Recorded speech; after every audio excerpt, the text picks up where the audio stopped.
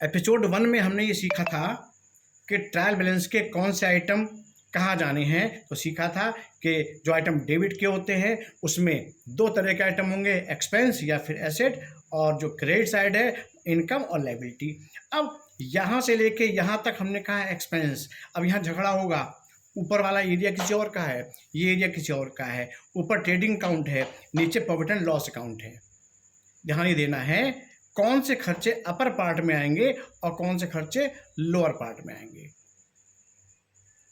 Upper part में वो खर्चे आते हैं जो माल को खरीदने में, लाने में और बनाने में खर्च होते हैं, मतलब up to the stage of ready to sell. जब तक माल बिक्री के लिए तैयार ना हो जाए उससे पहले के सारे खर्चे ऊपर लिखे जाएंगे। Even custom duty, import duty, जो बिना इंपोर्ट ड्यूटी के माल आप बेच नहीं सकते, नंबर 2 का माल माना जाएगा।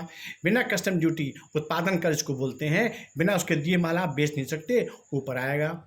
वेजेज है, फ्यूल है, पावर है, ये आइटम ऊपर आएंगे। इनकी लिस्ट हम भी अलग से बनाएंगे। मतलब कंसेप्ट के लिए है ऊपर वो आइटम जिनके बिना माल बेचा नहीं जा सकता। और now the goods is ready to sell. उसके बाद के जो आइटम है, आपने शोरूम लिया, उसका रेंट हो गया, स्टाफ की सैलरी हो गई, बिजली का बिल हो गया, इलेक्ट्रिसिटी हो गई, स्टेशनरी हो गई, डिस्काउंट है, बैड डेप्ट है, वो सारे आइटम यहाँ पर आ रहे हैं। ट्रेडिंग और क्रेडिट में यहाँ पर ज़्यादा आइटम नहीं आते हैं। एक तो मेनली इधर होता है सेल्स, उसमें से माइनस करते हैं हम सेल्स रिटर्न, और एक आता है क्लोजिंग स्टॉक। नॉर्मली यही आता है, और हाई लेवल पर आगे और बढ़ेंगे तो दर आएगा। तो कोई कंफ्यूजन नहीं है कि कौन से आइटम कहाँ जाएंगे। जो आइटम ऊपर आएंगे उसको आपको खास रखना पड़ेगा। मैं कुछ लिखता भी हूँ। जैसे सबसे ऊपर आता है सबसे पहले opening stock,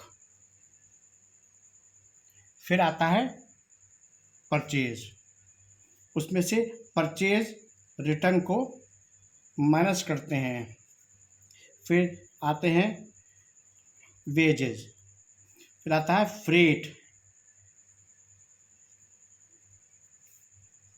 fuel and power, carriage, cartage, और बहुत सारे आइटम हैं। वो सब आइटम यहाँ पर आएंगे जिनका बिना आप माल बेच नहीं सकते। उसके बाद के खर्चे यहाँ पर आएंगे। ये सिर्फ वो बात हुई कि कौन सा आइटम कहाँ पर जाएगा। इसके आगे की बात एपिसोड 3 में।